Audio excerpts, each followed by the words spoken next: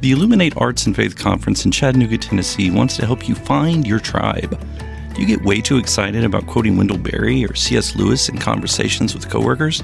Does your Spotify playlist include hymns, a little jazz, and a whole lot of Andrew Peterson? Join your tribe at Illuminate March 31 and April 1 for education and inspiration from speakers Russ Ramsey, Douglas McKelvey, John Hendricks, and others. Find a complete list of session topics and ticket information at southern.edu/illuminate. In 2024, I set out to meet as many poets as I could and spend an hour with each one. I got more than I bargained for, more insight, more clarity, more hope. It's proved to be one of the richest highlights of my life. 17 writers, 17 deeply human conversations that made me sit up and pay attention. Franz Kafka once said, if the book we're reading doesn't wake us up with a blow to the head, what are we reading for? A book must be the axe for the frozen sea within us. And that's what I hope this new book will do. I hope it wakes us up, my friends. I hope these conversations will be the catalyst for something to be reawakened, re-enchanted, and reinvigorated. It's called An Axe for the Frozen Sea, Conversations with Poets About What Matters Most. I'm Ben Palpin, and I hope you'll come and listen in as I spend a little time with poets like Lucy Shaw, Malcolm Guite, Dana Gioia, and Lee Young Lee. Pull up a chair at the table as we dig into what it means to write well and to live well. An Axe for the Frozen Sea is now available from Rabbit Room Press. Visit the store at rabbitroom.com, or better yet, ask about it at your favorite bookseller.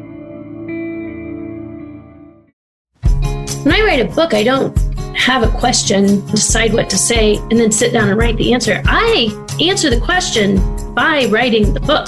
I really do think that writers and other makers, I think with my hands. I find out what I think and believe by writing it down. Welcome to the Habit Podcast. I'm Jonathan Rogers, your host.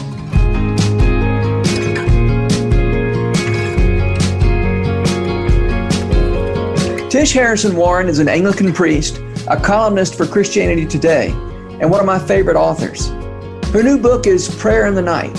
It's a meditation on this prayer from Compline, a liturgy to be said before retiring for the night. Keep watch, dear Lord, with those who work or watch or weep this night, and give your angels charge over those who sleep. Tend the sick, Lord Christ. Give rest to the weary. Bless the dying. Soothe the suffering, pity the afflicted, shield the joyous, and all for your love's sake. Amen. Tish Harrison Warren, thank you so much for being on the Habit Podcast today. Yeah. I love listening to this podcast, by the way. Oh, good. I actually am a listener. Yeah. Oh, good. Well, I am so excited about your new book, Prayer in the Night.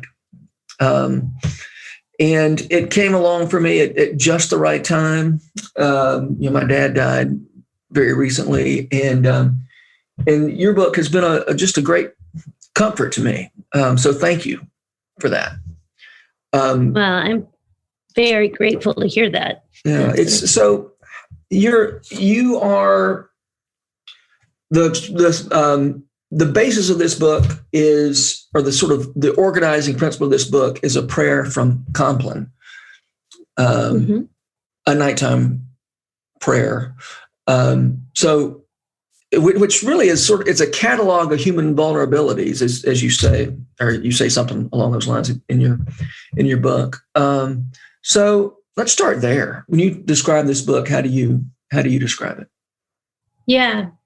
That's been really hard, actually. IVP told me to film. They wanted me to do an elevator pitch for the book, the book in 30 seconds. And that was actually kind of tough for me because I see it as different. It's like a tapestry with kind of different themes woven through it. Mm-hmm.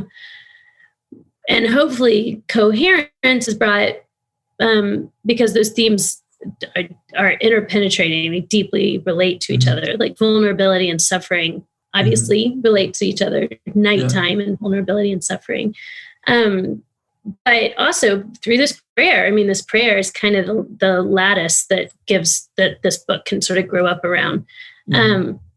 But I would say in general that the book is about, in the midst of our deep vulnerability, in the midst of the reality that God doesn't keep bad things from happening to us. So if we can't trust God to keep bad things from happening to us, then how do we trust God? And the whole book sort of wrestles with that through this lens of the human vulnerability and this prayer. But I'd say we come to continue in the way of Jesus in the midst of suffering and vulnerability through the story given to us by the church and these practices given to us through the church. And so the book is sort of trying to, I guess, excavate the story of the gospel and also these Christian practices that hold together the reality of human vulnerability unflinchingly, and also the hope of that we have in Jesus. You draw a distinction between the real vulnerability and a kind of the fashionable vulnerability, whereby we, I don't know, on Instagram show a picture of a messy desk and say, in my life, yeah. It isn't messy. I don't know, messiness and beauty. But you're talking about vulnerability where not even, choosing to be vulnerable, but just acknowledging that we are vulnerable, that we get sick and that we get weary and we suffer. Yeah. Yeah. So I talk about, I quote Saint Isaac, the Syrian, possibly? Isaac. I think that's right. Saint Isaac the Syrian. So, who says, "Blessed is the man who knows his weakness," right? And from this realization, but every good thing, I think, including salvation, grows. So, that's not an exact quote. This is all from memory, but I talk about in that there is kind of a curated. No one wants their Christian leaders or writers or public figures to be kind of too put together right now. So there is a little bit of a curated vulnerability where I've seen that. I've seen this exact language used as I want to sort of leverage intimacy for to connect with my audience or to find a platform or whatever. And I'm very skeptical of that sort of idea. And so the book, I'm saying it's not a book about kind of, I'm so messy, whatever. My kids never have socks that match. Which is absolutely true. My kids never have socks that match. But, I'm just, especially in sort of, this is in general, I think, but especially there's kind of a genre of female lit that's just sort of I'm a mess. And I wanted to say, when we're talking about the vulnerability, which, I define in the book as it comes from the word in Latin to wound, right? And so it's woundable. We're woundable. And so, so I want to say the deepest vulnerabilities in our life, particularly in that chapter, because I'm talking about our weariness, our limits, right? Mm-hmm. Is they're kind of embarrassing, and there are things that we would only want to trust to the closest of friends and to the closest people in our life, and that seems to me to be the good stuff. In the sense that that's really where we encounter our true weakness. That's really where we encounter God. That's really where we can open ourselves to be loved by other people. Mm-hmm. But it's in those places that are way too risky to share broadly. So if it makes us cooler or helps our platform or is good material for, the our latest blog post, then it's not that there's nothing of vulnerability in that, but that's not really the vulnerability that I think is most transformative or most transformative isn't the word, because the stuff that I'm talking about is unbidden. It's not something that we cultivate exactly, but it's kind of the stuff that's most honest, I think. Yeah. I love you say at one point in your book, to trust God in our vulnerability is to willingly enter a lifelong exercise in becoming attuned to what blessing truly is and how it is often found in the last place we look for it. Yeah. And I think what you're talking about is this idea that I'm going to let go of what my notion of what the good life is or what blessing is, and align myself with the truth that the good life and blessing are what God says say they are.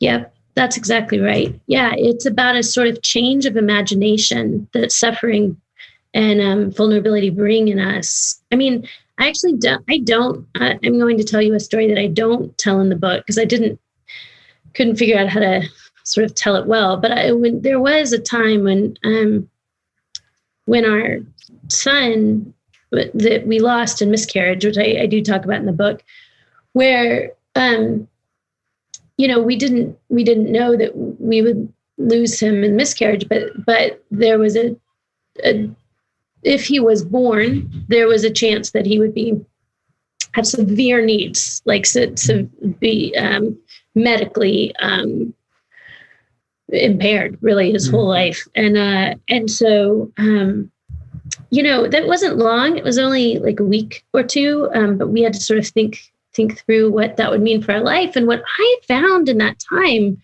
is I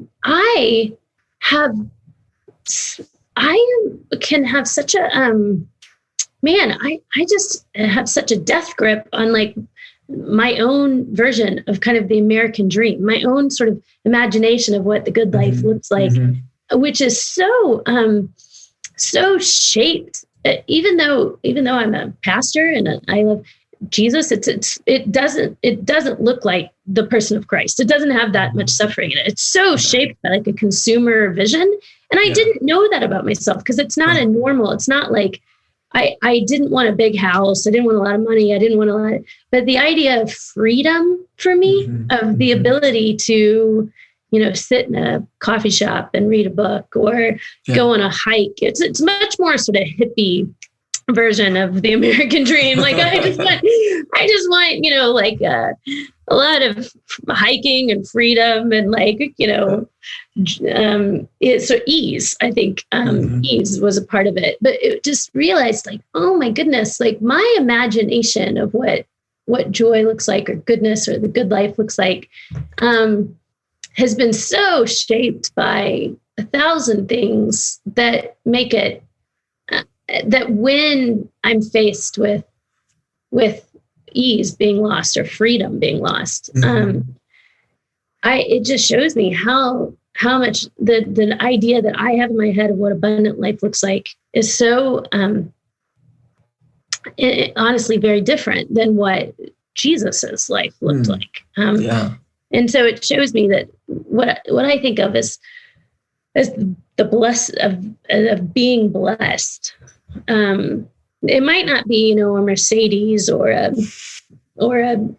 designer purse. It would never be those things. I would lose the designer purse. I would forget it somewhere.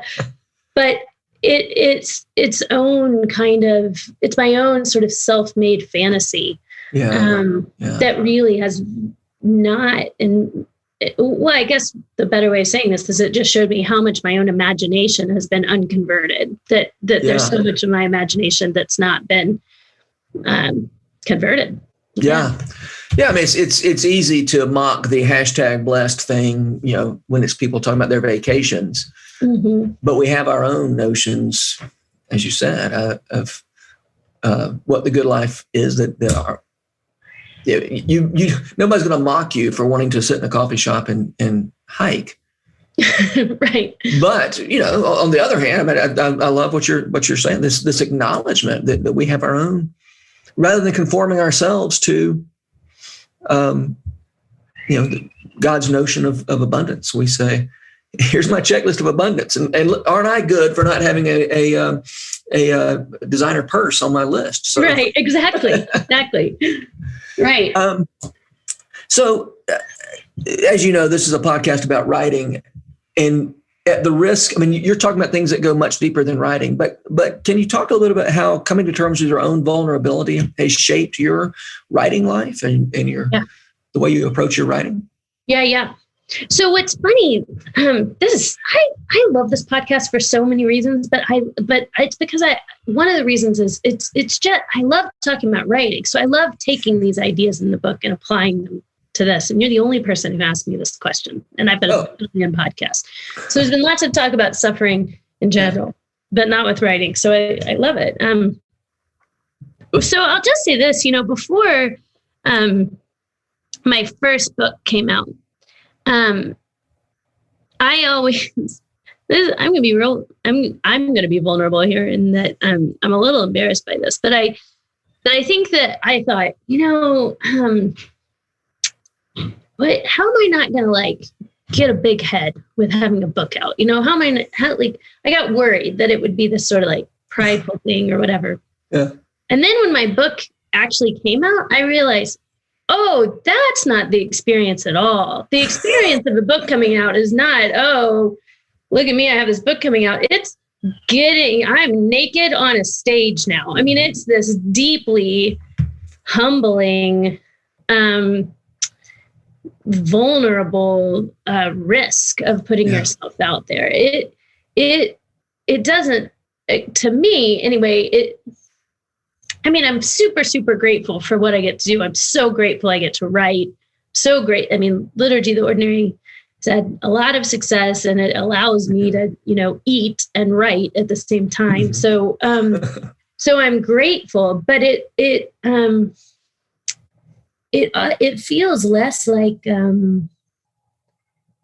don't know, like a summiting a mountain or something, and more like, it is. I know this analogy is so overused, but I'm going to use it, and I feel like I can because I'm the mother of 3 children. But it is more like birth, and that there's this deep weakness that you have to sort of enter into to literally open yourself up to bring this thing in the world. And just like with your children, you are well aware of the beauty of it, probably more than other people, but you're also well aware of the weakness of this thing that you've made. And so that's one thing. I think just to continue, and I feel this a lot actually, as well as I'm a columnist now for Christianity Today.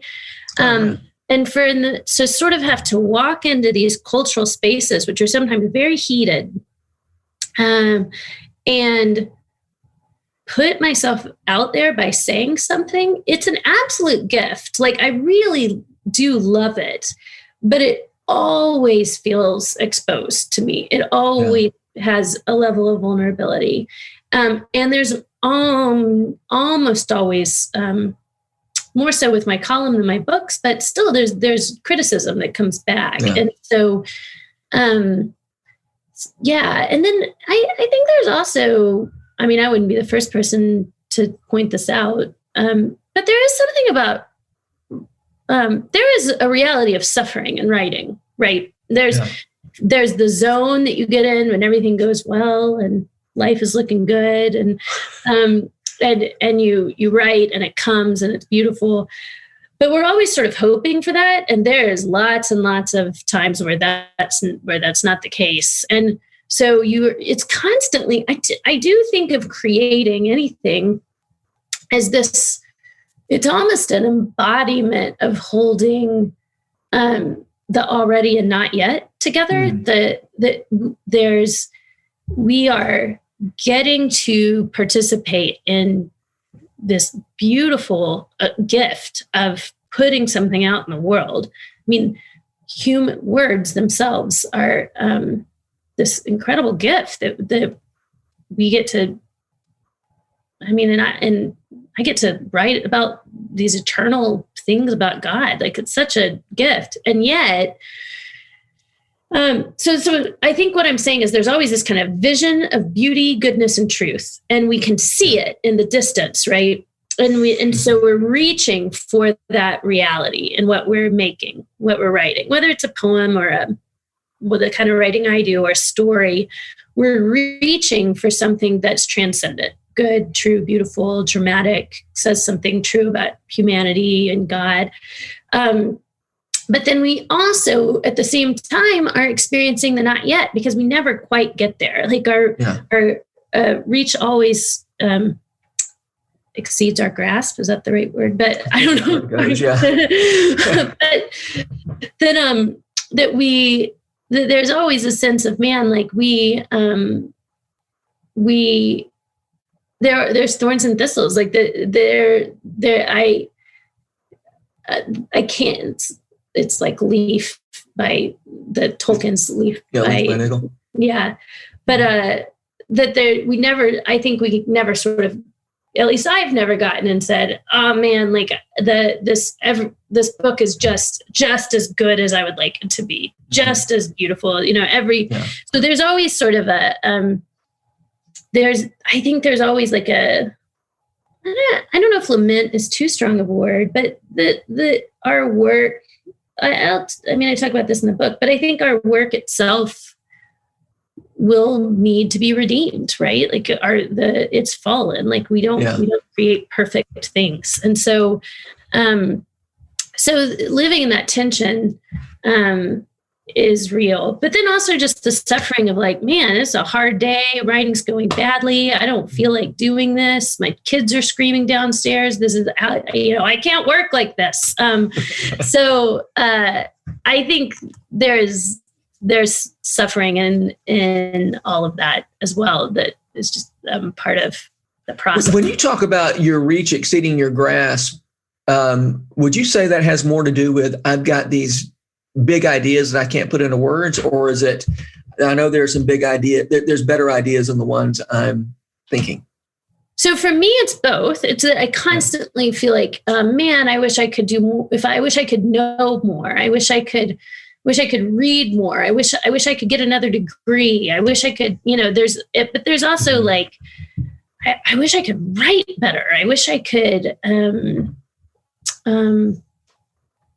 it's a good thing. I think I have a hunger to grow in the craft. But I also think, I don't know, like maybe this is a hard experience for me to articulate, but I feel like there is a vision of beauty in writing and truth that I'm always reaching for, but never quite getting at. And I think some of that is, I read other. Have you ever read other folks and it's so beautiful and you think, this is just painful because I want to write like this and I can't. But it's also, I think that some of it is, like I said, there are those moments where I've been writing and like weeping while I'm writing because I feel like God, like I'm writing things I don't know. There's more truth going on the page than I have, right? And so it's this kind of beautiful like moment of like, man, there's something happening here that's outside of me, even that I'm willing to participate in.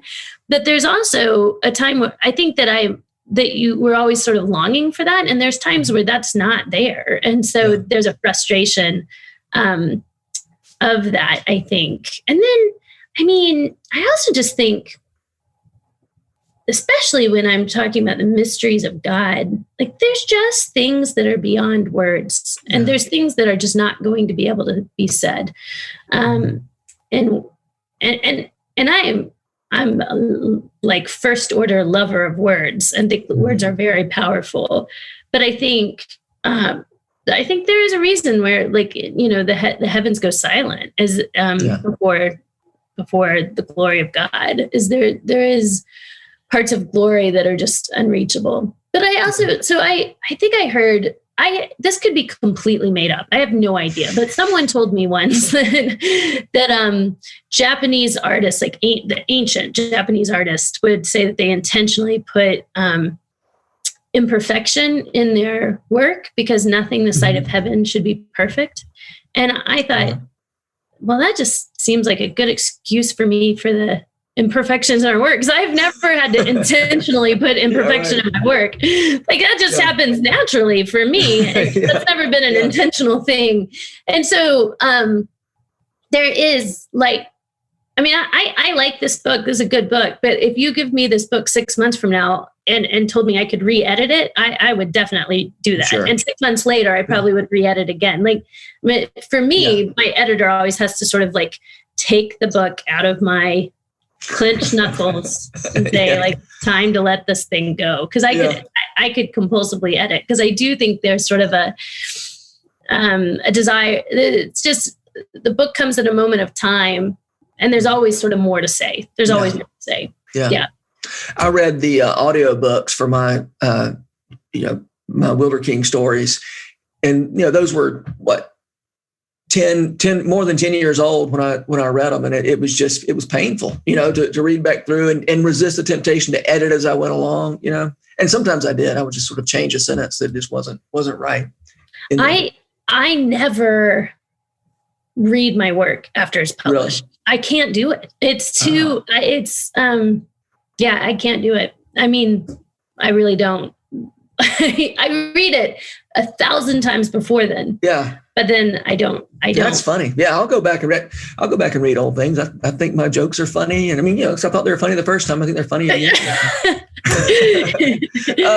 One thing that I've been thinking about is you've been talking about these ideas of your reach being beyond your grasp and coming to terms with your own limitations, which I guess is another way of saying your own vulnerabilities. Is as you come to grips with those limitations, you also hopefully open yourself up to something that's beyond your capability. Right? Yeah. And you do early in your book, you quote Madeleine L'Engle talking about the good work of art is more and better than the artist. Mm-hmm. And I believe that so strongly. And you've already touched on this, the idea that sometimes you're writing, you're making something and you realize this is better than I can do. Yeah. Yep. That this is beyond me, and I'm participating in a mystery that's beyond me. And I think there's so much about what you're doing in this book that speaks to that.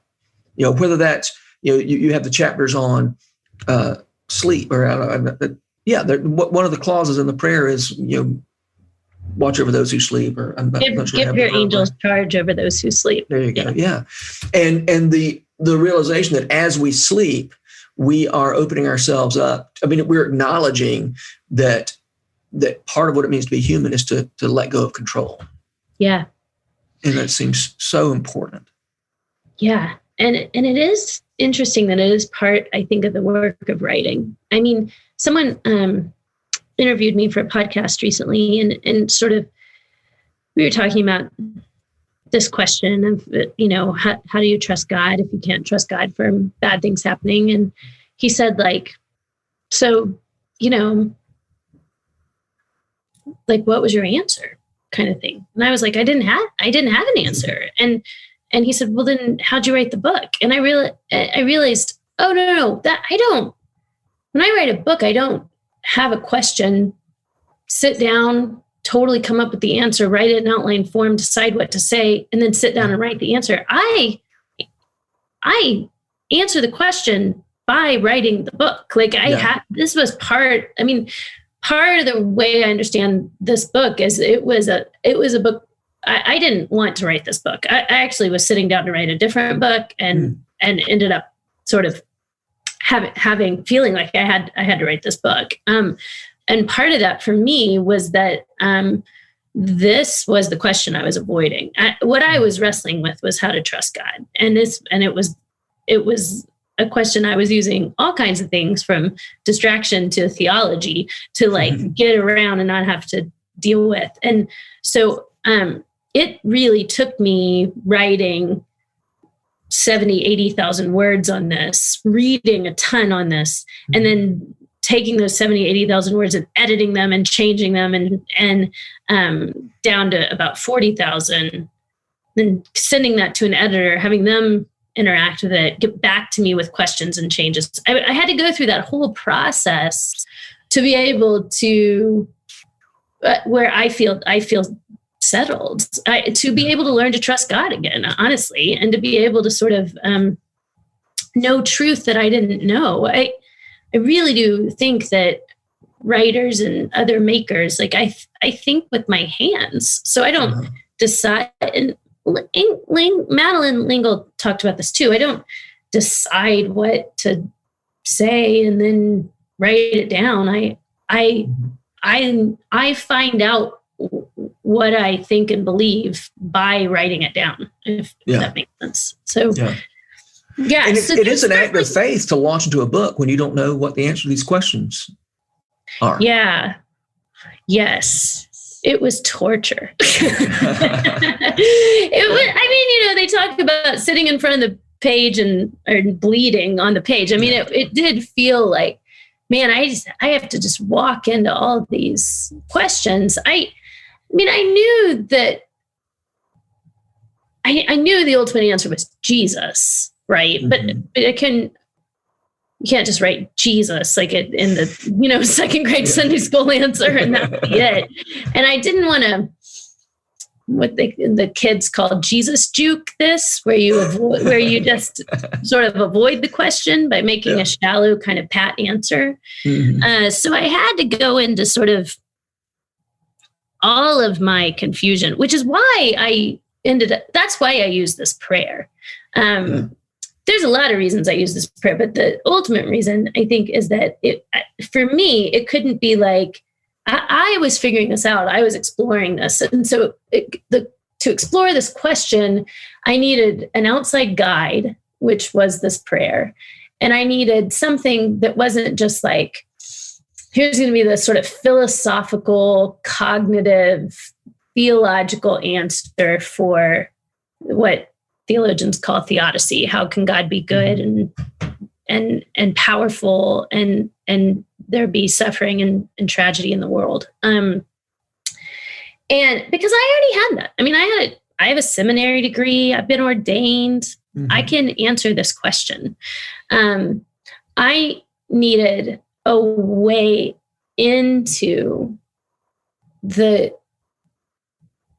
emotional reality of this question, the pain that this question brings, and also the just the complexity of it. Like you talked about with the bringing up how vulnerable joy itself is. I don't think I would have gotten there on my own. I don't think that if I was just sort of sitting in a room pontificating about my thoughts on suffering, I would have, or human vulnerability, I would have come to that. And so it was really through having to do, I basically meditated on this prayer for 2 years of my life. And it was through that meditation that I think my heart was able to know things and trust God in a way that I didn't before. We weren't actually recording when I talked about joy, but what I said before we started recording was that I was really interested in this insight that on our list of human vulnerabilities, joy is one of those. One of those vulnerabilities. And as you said, it was this prayer that you didn't write, that you were borrowing somebody else's words, and that made it possible for you to have these insights that are your insights, right? I mean, it's not that I'm not discounting the fact that you had insights, but you had insights because you were borrowing somebody else's words and someone else's structures. Yeah, absolutely. I mean, I was, this insight, it's, common. The insight comes from standing on the shoulders of others. Yeah. And this was the shoulders that I stood on. And this is partly, I joke about part of the reason that I could only be an Anglican priest or pastor and nothing else is that we get to cheat off the smart kids papers. We get a crib sheet from all of those who've gone before us. Yeah. So I don't feel like I have to, drum up profundity every week. Right. I mean, there's a sermon, but even if I bomb the sermon, there's this whole other structure around me that the gospel will be stated. It will be told. Yeah. And so I get to cheat. I get to look over on the like I said, on the smart kids desk, peek at what they're doing. So we're about to run out of time, but I really want to talk about, even if we do run out of time, I still want to talk about this. And that's the idea that, you point out that so often we think of, especially in sort of Western Christianity, whatever, we think of prayer as self-expression. And sometimes it is, right? Sometimes we are freestyling it, and fine. But you make the point that that self-expression is not the only or even the most important thing about prayer. And so, when we borrow the prayers of the ancients, that's a really helpful, those habits that shape us rather than our somehow, as you said, drumming up profundity. But I'm also wondering, does that give us any clue about writing and creativity? Because we do think of writing and creativity as self-expression, perhaps even more than we think of prayer as self-expression. Wow. That's really interesting, actually. I haven't thought about that. Well, Tish, if you had read the questions I sent you ahead of time. But I told you I didn't. So, so I think I like that question a lot. So here's what I'll say. Of course, there is a very real element of self-expression in writing, in all communication, but that's partly what writing is amazing, right? Is that you can write down things you think and feel and give them to others. But there is a way that, so part of what I found in prayer is that, because I still kind of freestyle pray, extemporaneously pray, self-express in prayer every day. I mean, all the time. So this is a thing I commonly do. But that having these prayers from others, receiving these prayers from the ancient church particularly, but even from, like Doug McKelvey, who was on here last time I was with you. But the entering into the prayers of the church ends up shaping us. It shapes us so that when we even go back into our self-expression, that's different. Because, that's great. Because we've been shaped by these things. And so I do think there needs to be that exchange in writing. This is why we read other people. This is why reading changes our writing. This is also why I think this is the part where it gets might be a little controversial. But I think that it's very good to be a student of writing before we kind of stake our own claim as being a quote unquote writer. This is what I mean by that. I don't mean we shouldn't, ever write until we get a PhD or something or an MFA. That's not what I'm saying. But I think, I didn't start writing until, and I wasn't published. I didn't have much of a writing career really until my 30s. And I think there was some goodness in that. Eugene Peterson, it wasn't until he was in his 40s that he wrote his first book. Oh, wow. Jesus, wasn't until his 30s that he started his public ministry of communication. I think there is wisdom in, this kind of doesn't apply to Jesus. That wasn't the best example, but of sort of being a student and learning before we kind of go, the craft. I know I'm not meaning this linearly because we learn by writing, and I really do believe that. But it is something that I worry about with like blogging culture, and I'm a little sometimes skeptical of self-publishing because of this idea that that just sort of whenever you're ready to write, you can just sort of put something out there. I think there is something really good in having. I think here's what I'll say: before you do spiritual writing, before you have anything theological out there, it is very, very important that you have had the experience of writing something. I had this in seminary, which is why I think seminaries can be a really good thing, of writing something that you do deeply believe, turning it in, and someone in authority over you is saying, this is not good enough, or you are wrong, or you didn't support your point. Well, go back and do it again. Because it's easy to think, oh, well, these are my precious, cherished beliefs and ideas. And so to have someone outside of you say, it doesn't matter that this is your deep self-expression.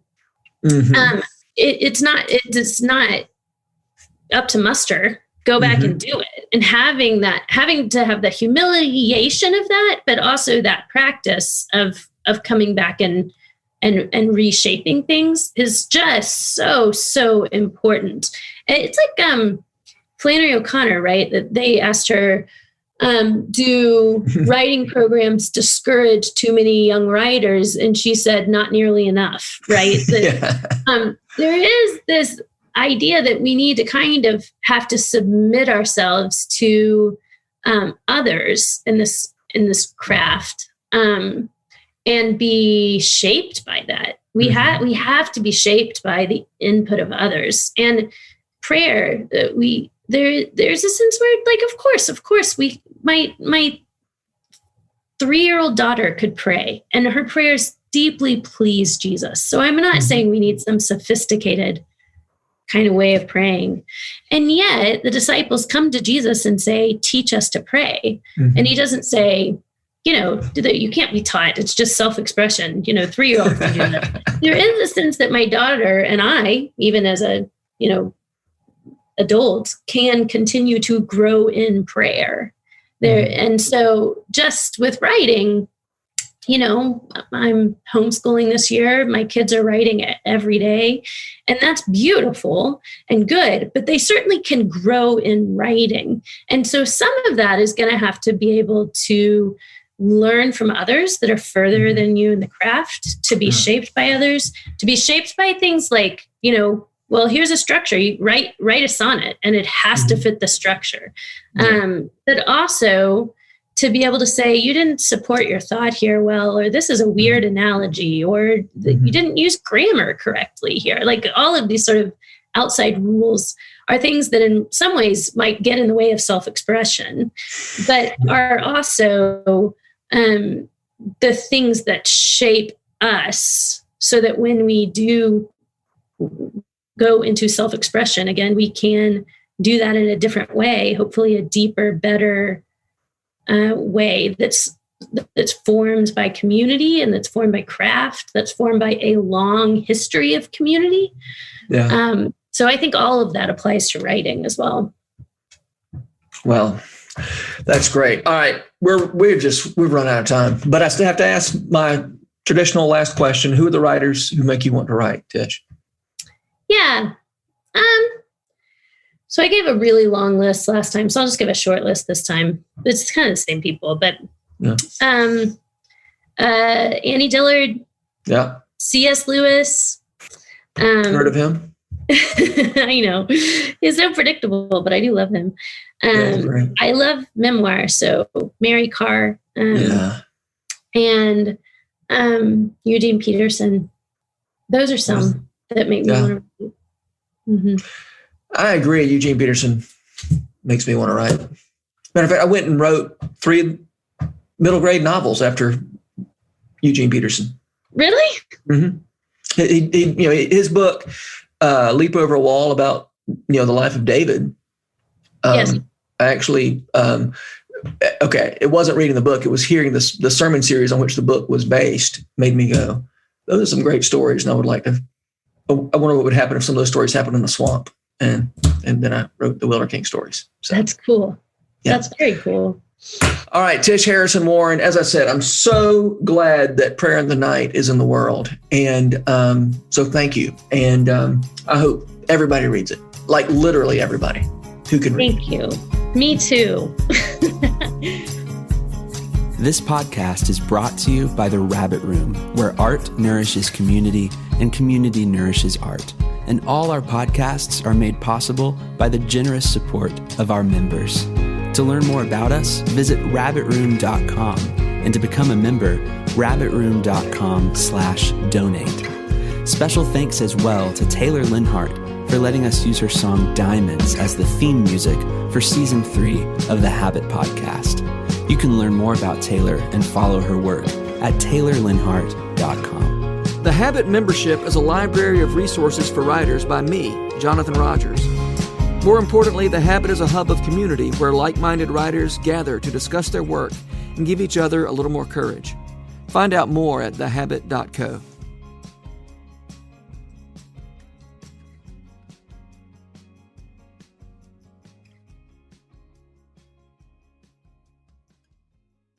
If you've enjoyed this podcast episode, consider joining the Rabbit Room membership.